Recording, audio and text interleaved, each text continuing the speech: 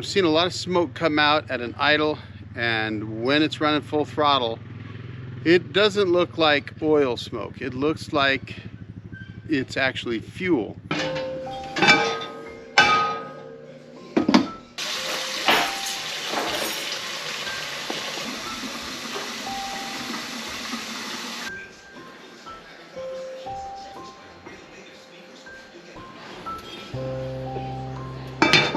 Hey, good morning. It's just after 7 a.m. Sunday. I'm up, right? I got some work to do today.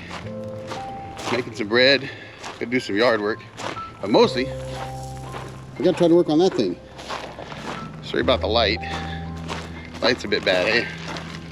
Oh, let's have a look here. What a mess, huh? I need to remove this.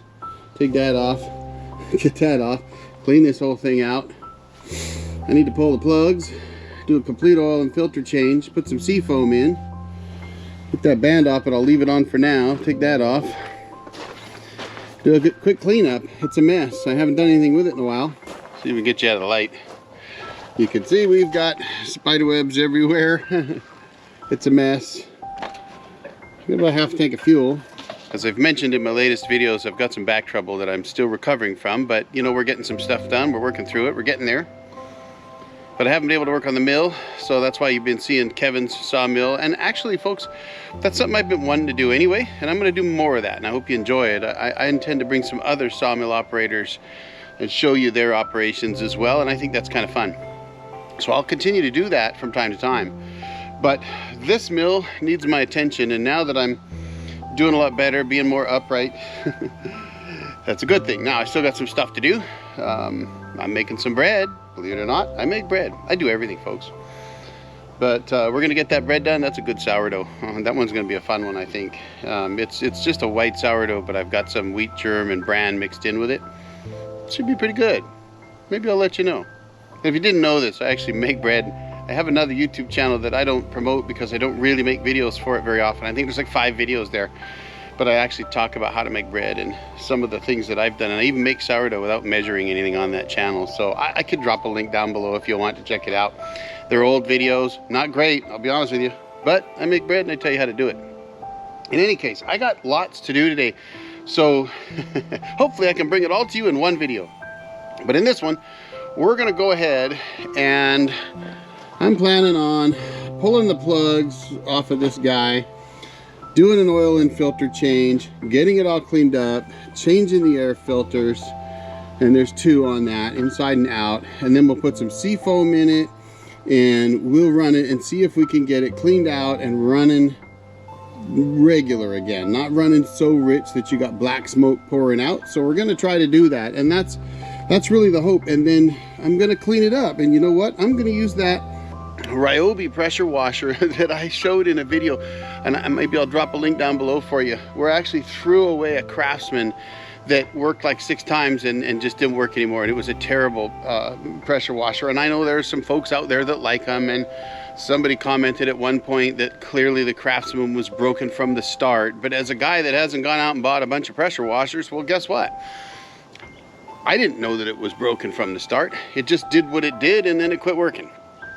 And Lowe's wouldn't take it back, and I'd have to go to Craftsman themselves and hopefully get them to replace it, and quite frankly, that's a real pain. So I bought that Ryobi for $100, same price, almost an identical pressure washer, and that was over a year ago.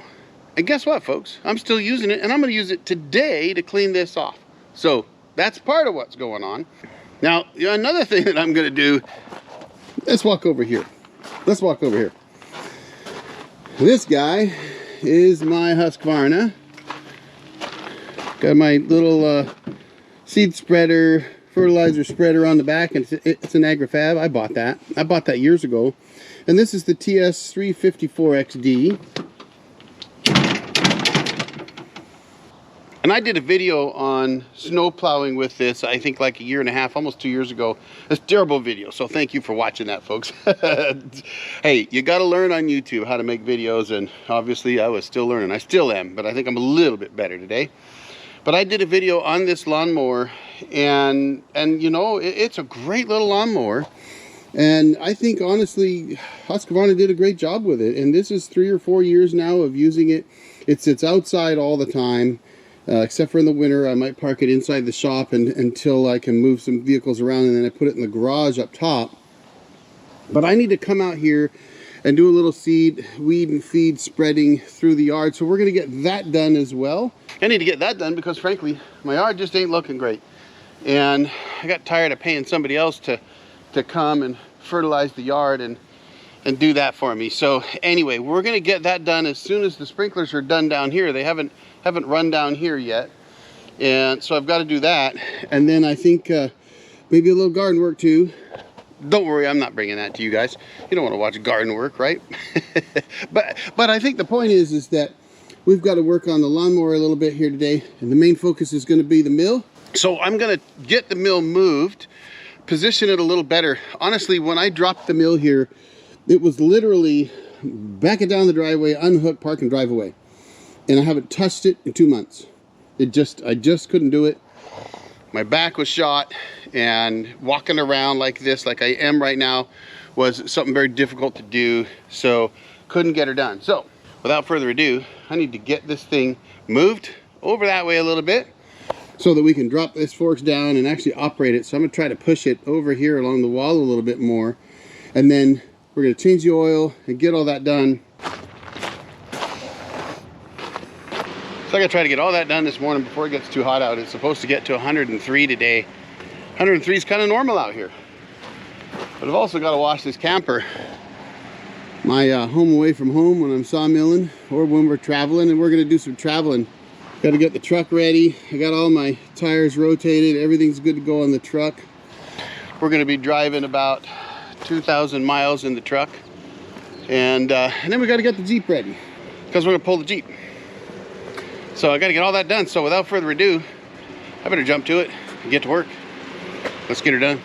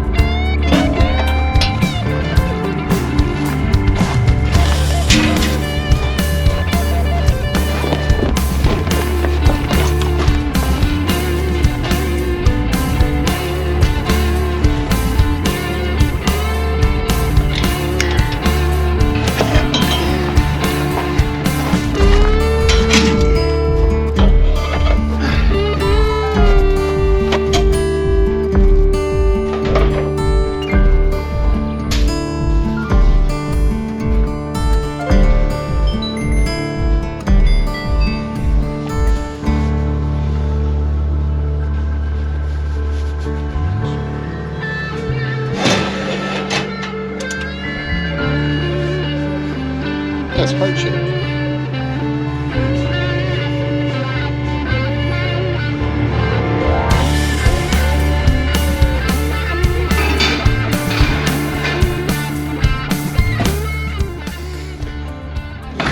Yes, folks, the shop's a mess. This is what happens when you aren't working in your shop when you should be. Nothing like having a 900 square foot shop that you don't use because of back trouble or something.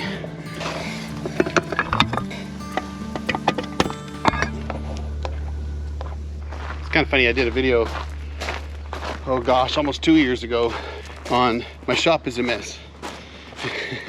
It was clean compared to today. It doesn't help when you're trying to film when the sun's behind you as you're walking up somewhere. Alright, let's turn this hose on. I don't have a hose bib down below that's not on the irrigation. And irrigation water is pretty dirty water, full of grass and weeds and snails and who knows what. Oh, look, it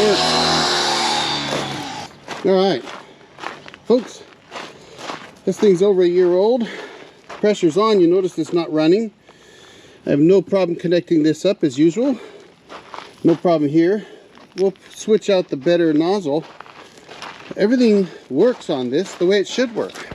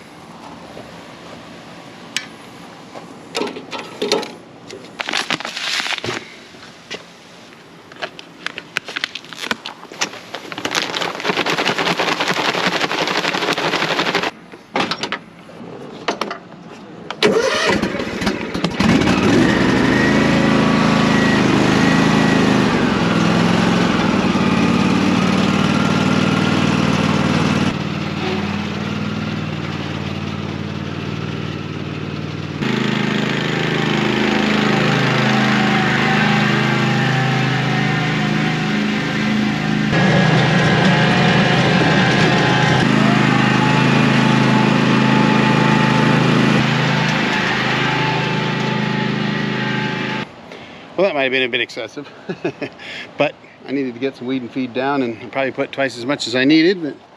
But in the meantime, we're done draining here, so we'll get the other side off. All right, this is always the messy side, but you hope you've drained out enough that it'll be not as messy. Now, one of the things that I like to do here, you notice the auto clutch is not engaged, so we're going to engage that auto clutch, which should tilt that oil pan to the right a little bit more and level it out. And notice I got a little bit of oil coming out down there now. So just kind of one of those things where you go, yeah, you know, tilt that up, let that sit up. I can turn the key off and just let it sit like that, and that'll drain a little bit more out. Pull that out like so. Make a nice big mess. Get that in there to take some of that up. Pretty ugly looking oil, huh? What I always do is I'll get a little oil here and then just put it on that seal, just to lube the seal a little bit, like so. Okay. And then I like to take a Sharpie and write on it when I replaced it, and I'll do that before we close up shop here. There we go. See that? There we go. Should be good. All right. Filter looks good.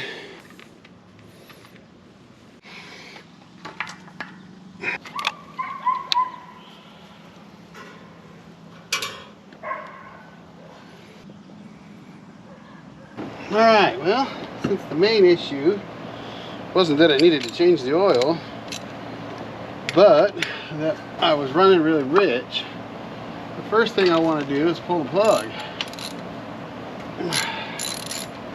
Have a look at the plugs. It should be black if they're running rich, right? Brown is what you want. But, oh yeah.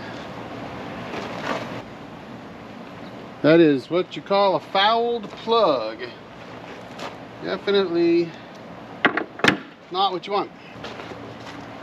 So I need to find my plugs. Alright, it took me a while to find these. They were in my spare box.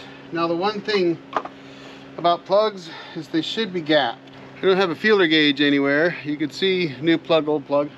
So we're going to go ahead and put them on the way they are. Honestly, I would normally gap them first just to make sure. But I'm going to believe in this case that Kohler sets those ahead of time. They often do. They're pre-gapped. I've got a feeler gauge somewhere. I just have to figure out where it is because I haven't worked on a vehicle that needed me to gap plugs in so many years, folks. How about you? Put it down in the comments. When's the last time you had to gap a set of plugs? How about that? There we go. We're just going to snug that up. Stick that one on there. We'll go pull the other side. All right. I will say that those plugs, the old ones, look pretty heavily gapped. I mean, they look like they were pretty out there in need of an adjustment. So it wouldn't surprise me if they were too far out there. And that's part of the problem, that they've just been in there long enough that it's time to replace them. It's a three-part plan, folks. Plugs, oil and filter, and both air filters. That one looks a lot different. I guess I should say a four-part plan. Brand new air cleaners.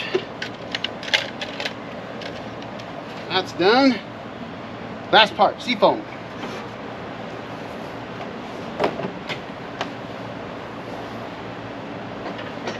Goes right about there, so it's almost halfway. This treats up to 25 gallons.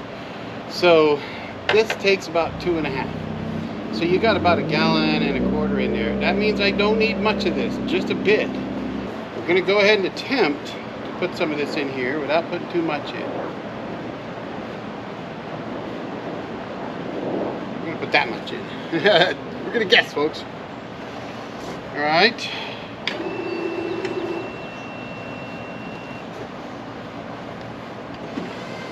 I don't want to have this sitting down low like that when I try to run it. I'm told that if this stuff starts to burn, you'll see it. It'll be white. So we're hoping to get a decent clean burn. But it was burning pretty ugly there. So let me set this up. All right, new oil, new filters, new everything. Take two.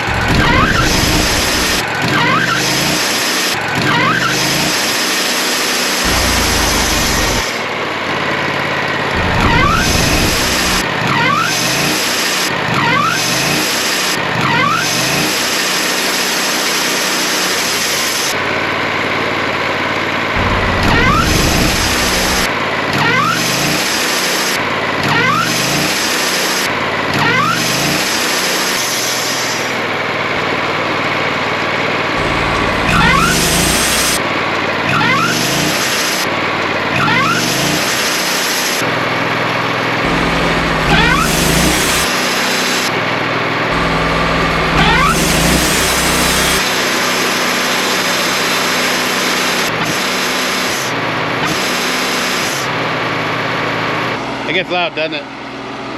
Well, it's running smoother right now. I'm still seeing some smoke glow at the beginning, but that could be the seafoam burning off. That's what that is supposed to do, apparently, to the guys I've talked to. Now, I've never used seafoam, so if you've used seafoam, drop a comment down below and let me know. I just got told about it by some guys on the forestry forum, and they all said, there were several of them that said, hey, put some seafoam in that thing and blow it out. And so I replaced the plugs, I replaced the air filters, I did the oil and filter on it, got all that done, put the seafoam in it, put probably more than I needed. And right now it's idling better than it has in a long time. Now it is blowing a little smoke on the startup when I hit that auto clutch. Otherwise it seems to be doing fine. So I think what we're gonna do is we're gonna let it sit now. And you know what? I'm gonna try to get logs on it as soon as I can and see what happens. And we'll run through more fuel. I'll fill it up and I'll run through some fuel with some logs. I got some here in town to do. Maybe we got her fixed, folks. It sure does seem to be running a little better right now. Crossing fingers. Let's hope so, right?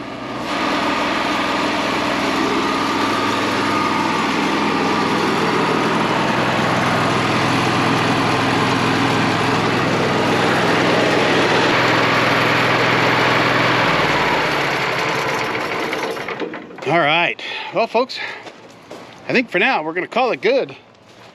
Had pretty good morning so far, and I've still got work to do. I got to get that little Ryobi pressure washer up there and hit the front of the camper and the truck and clean that up so I can get ready for a little bit of a vacation. That'll give me a little bit more healing time before I get this out and put some logs on it. But I think we might have got past my little issue. It sure is running better right now. Now that's new plugs, new air filters, new oil and filter, and seafoam in the fuel. And again, put your comments down below. Let me know if you've ever used seafoam or anything like that and how it's worked out for you. I think the plugs were too big of a gap. They needed to be adjusted. I didn't have a feeler gauge handy, so I didn't check them, but the new plugs should be pre-gapped. They seem to be working great, and I'll tell you, I think we're good. So with that said, listen, y'all have a great day. I'll see you again soon, and I'll drop a video right here for you to check out in case you haven't seen it. Y'all have a great day. The old jarhead out.